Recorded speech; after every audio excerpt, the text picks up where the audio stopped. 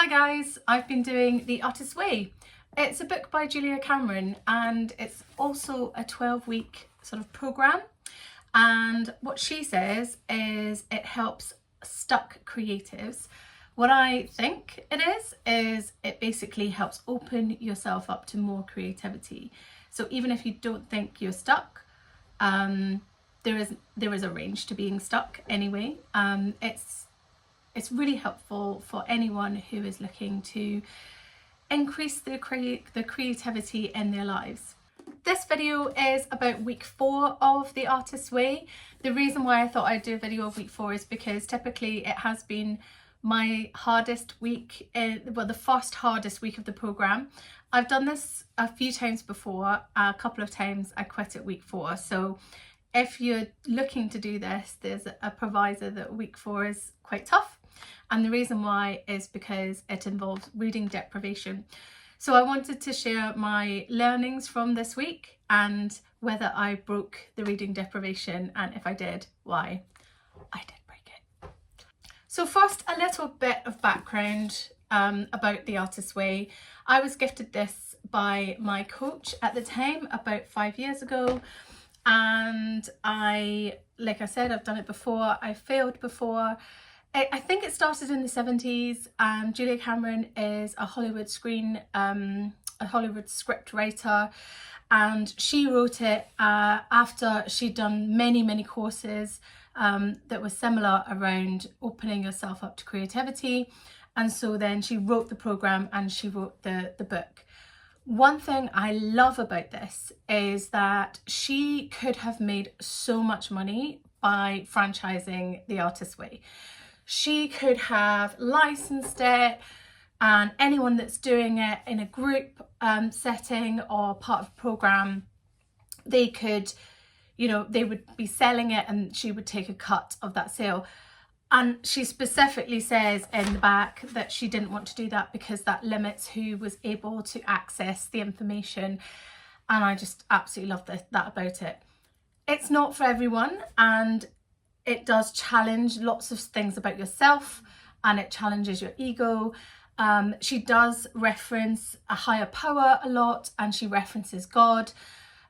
She also mentions that whoever God is to you, that's fine. So I feel like she is being authentic to herself in her writing, but she's also being inclusive. So as I said, The Artist's Way has been written to help people embrace their creative side, or help them get unstuck. After doing it the first time, I ended up writing 40,000 words of a novel. I focused more on publishing. I ended up publishing 4 books. I'm not going to say that's because of this, but I would say it definitely gave me more confidence in my writing, and it gave me a little push that I needed to explore what could be possible with my creative self. So I definitely recommend it, but it's not for everyone. Each of the weeks has a theme. So week 1 was recovering a sense of safety, week 2 recovering a sense of identity, week 3 recovering a sense of power, and week 4 recovering a sense of integrity. They also have a number of activities to do, so it's probably about an hour to 2 hours of your time every week to do those exercises and read the next chapter. There are also 2 elements that you need to do each week, which are non-negotiable. There's no point going through the program without doing them, and that is 1 is your morning pages, and 2 is your artist's date. Briefly, morning pages are basically stream of consciousness writing the moment you wake up. She recommends 3 pages of A4. I have this size. I do 2 to 4 pages, and it's quite small lines. So it's basically half an hour to 45 minutes of writing, just whatever comes into your head. And that is the ability it gives you the ability to rest on the page. That is you breathing out your creativity. The artist dates are once a week. You need to take yourself on a date by yourself, or your artist on a date. So last week I went to a bunch of charity shops, and I ended up buying this nice notebook. And the week before I went to the design museum, and this week I went to an art gallery. But it doesn't have to be a whole day, it can be like an hour, but it really helps you to think about what you're doing for yourself, for your own artist. And that is how we breathe in creativity. So I like the sort of visual things of like you're resting and then you're taking art in. So those are the two things that you do every week. On to week 4. So reading deprivation, there are a lot of reasons behind why Julia wants you to do this deprivation. They're all in the book, I won't list them, but it's really to sort of strip all the noise and distractions out of your life so that you are listening more to who you are as an artist. It is really hard because you're not allowed to do any reading, no audiobooks, no reading the news on whatever media you read the news, no social media. You are allowed to listen to music, but that's pretty much it. So no TV, no movies, no cinema. So you're really kind of stripping away a lot of what you might typically use to distract yourself from creating. Here are the 7 things that I learnt during week 4. Number 1, I missed books more than I missed TV. Not being able to read a book before I went to bed was quite difficult. It took me a while to wind down, and I missed TV a little bit more on the weekend, but I think that's because I probably watch more on the weekend, but I basically wanted to read a book. That's all I wanted to do. Number 2, I was spending way too much time on social media. This is not a surprise to me, but when I completely took social media away, and I didn't break that at all, that was not one of the reasons or one of the media that I actually used to break this fast. I just didn't really miss it, to be honest. I missed more being able to update people on what I was doing rather than seeing what other people are doing. And actually when I returned to social media, not much has happened. So yeah, I realized that I don't really need to spend even any time on social media every day. So going forward, I am going to only go on social media actively Monday, Wednesdays and Fridays. Let's see if I can keep that, because I was addicted to social media.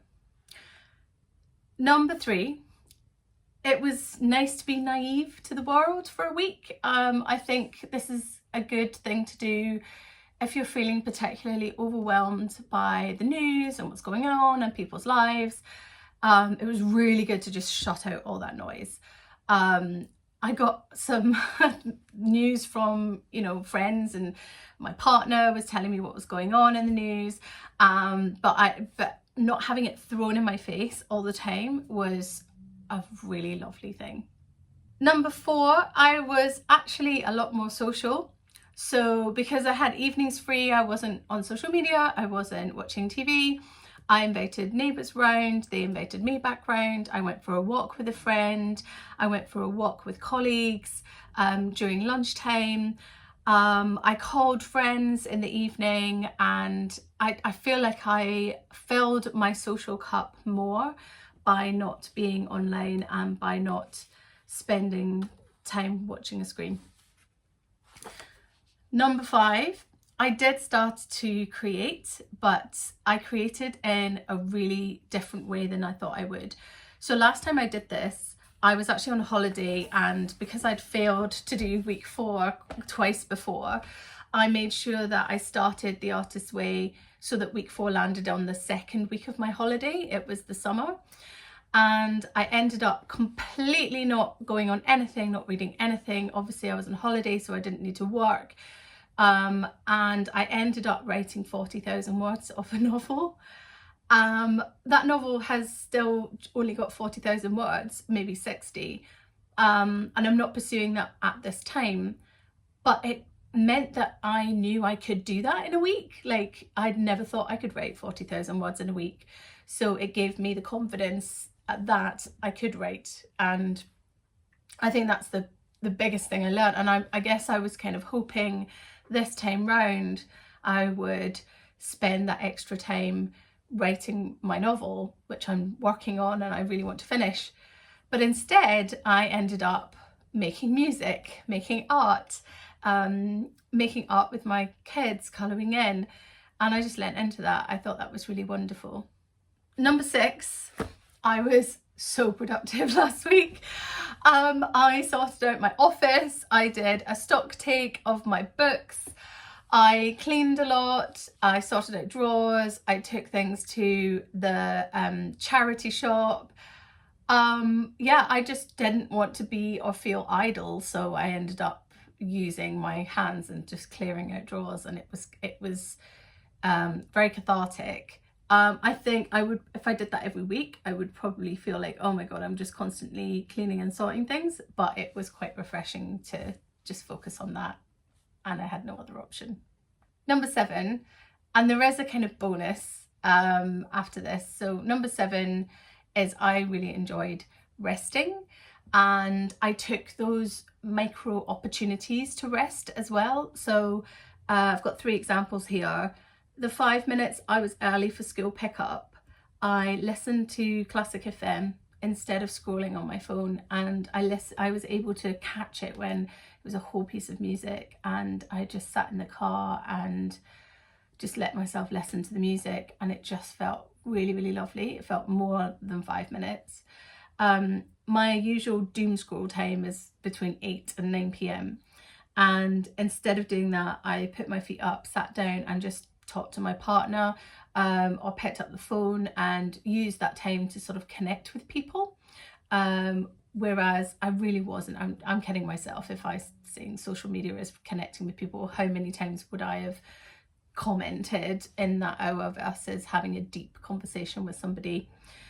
And then I spent extra time like getting myself ready and going to in the bath, and you know, just sort of, even in the morning, I found myself, if I wasn't reaching for my phone, because I don't need to reach for my phone, and not looking at my emails outside of my work time, I'm not looking at social media. I had a lot of extra time getting the kids ready for school, getting myself ready for work, and I was really enjoying those sort of micro resting periods throughout the week. The bonus lesson I learned is to do with what happened when I broke this deprivation. I broke it 3 times. The first time, my friend had shared a podcast that she was part of, and I wanted to support that, so I listened to it.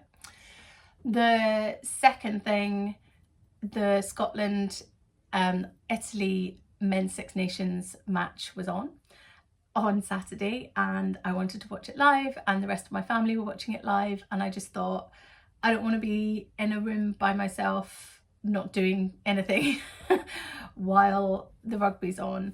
And so there were 3 matches and I did only watch one, the most important one, so that was good. And it was a conscious decision to do that. And the third thing was, on a Sunday afternoon, the kids were being really good playing. I didn't have anything else to do, but I didn't know how long I had. So you know that period where you're like, they're playing nicely, but in 10 minutes they might not be. So I sat on a chair and I picked up the book that I had been reading the week before, and I read, and I ended up getting 40 minutes of uninterrupted reading. And I just thought, what a pleasure that was. And then I thought, I probably wouldn't have picked up a book if I had the options of social media or TV. So I felt like I've been taking reading for granted. I've been taking those simple pleasures for granted. And it was just such a joy to read a book. And after not having been able to read a book for 6 days. So that was the extra that I learnt from the deprivation week. So that was my week 4. I'm going on to week 5 now. I think this programme, it does feel different every time you do it, and I'm excited to see what week 5 brings. A little bit nervous because this is where it gets sort of more challenging. The exercises are a bit more challenging.